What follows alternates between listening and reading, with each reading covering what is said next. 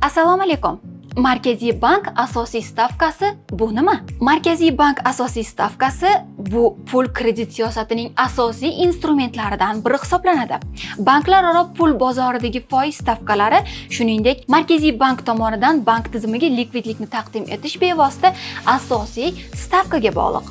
Shunday qilib, asosiy stavka iqtisodiyotdagi foiz stavkalari darajasiga, shuningdek, aholi va biznesning iste'mol va investitsion, ya'ni sarmoya kiritish qarorlariga ta'sir ko'rsatgan holda ichki talab va inflyatsiya darajasi o'zgarishida ahamiyat kasb etadi. Asosiy stavka qanday va kim tomonidan belgilanadi?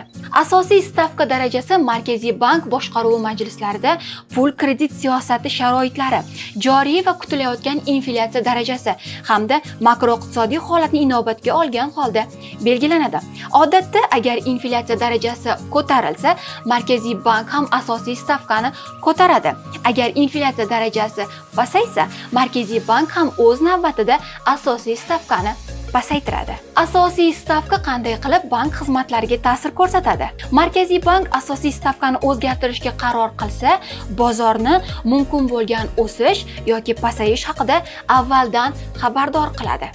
O'z navbatida, tijorat banklari asosiy stavkaning trayektoriyasini kuzatib, pul bozoridagi likvidlik yaqin kelajakda arzon yoki qimmatlashishini tushunishadi. Tabiiyki, bu esa banklarni o'z mahsulotlari va xizmatlari narxlarini o'zgartirishga undaydi. Agar iqtisodiyotda inflyatsiya darajasining o'sish sur'ati jiddiy tezlashsa va Markaziy bank asosiy stavkani ko'tarsa, ushbu holat banklar tomonidan depozit va kreditlar bo'yicha foiz stavkalarini oshirish ehtimolini yuzaga keltiradi.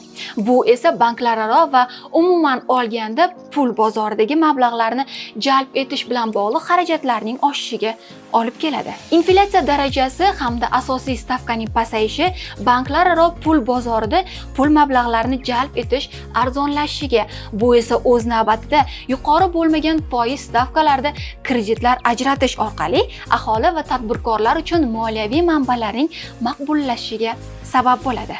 E'tibor bering, foiz stavkalarini pasaytirish banklararo raqobatga juda ham bog'liq.